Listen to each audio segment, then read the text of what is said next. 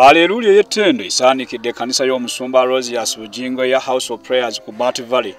Bw'abadde ayaniza ttiimu y'eggwanga y'okubakaliza She Cranes mu Makati Games egisaanikidde ekifo kino. Ennyimba ezitendeza omutonzi zimbiddwa mu mwanguka, ttiimu bw'ebadde eyanizibwa ku kituuti.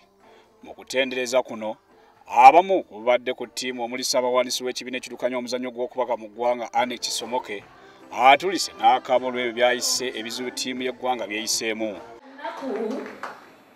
Kyobulamu bwe tuyita mu buzibu naye tuzze eri Katonda.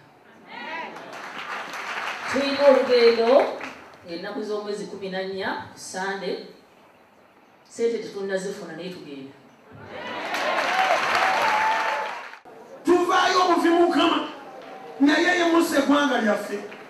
Leka bendera y'abawala abagenda okubaka yeewuubire mu World Cup Mukama.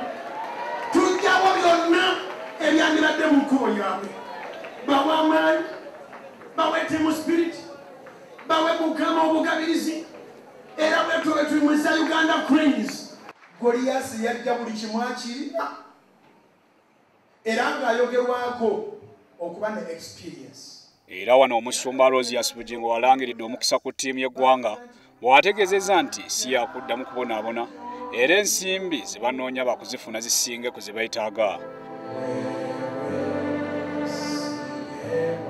Testimony yammwe efuuka obujulizi obunene ennyo. Tulangiridde mu linnya erya Yesu. Bayibuli eyogera mu Zabbuli 24 olunyiri olusooka nti ensi ya Mukama n'okujjula kwayo. Obugagga bwe n'abantu be abibakwase mu linnya erya Yesu. Omusumba Bugingo awadde ttiimu bokisi z'amazzi n'abasuubiza n'ensimbi enkalu obukadde 2.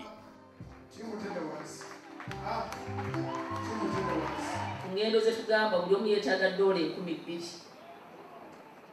Ekitono ennyo nga tannafuna allowance. Bano abaana bazannya emirundi mingi kibayita allowance tebakimanyi. Naye tubagamba tugende mu maaso, tugende mu maaso, tugende mu maaso.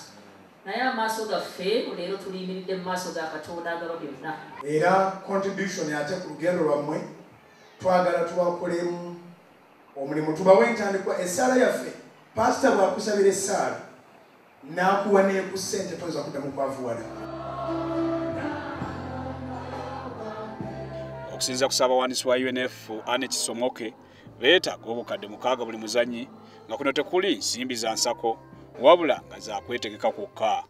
She Cranes erina emipiira 2 egy'okwegezaamu okuli ogwa South Africa ne Namibia nga tennayolekera Sydney, Australia mu mpaka z'ekikopo ky'ensi yonna ez'okuyina mu August w'omwaka guno. Ng'emu ku ngeri y'okusondamu ensimbi ez'okuyamba ttiimu eno, abagikulira basazeewo okutunda sitiika okuli ebigambo njagala She Cranes zitimbibwe ku mmotoka era balina n'enteekateeka y'okuwoleza abantu ssekino mmotoka ku nsimbi ensaamusaamu. Frank Serugo, WSTV, Kampala.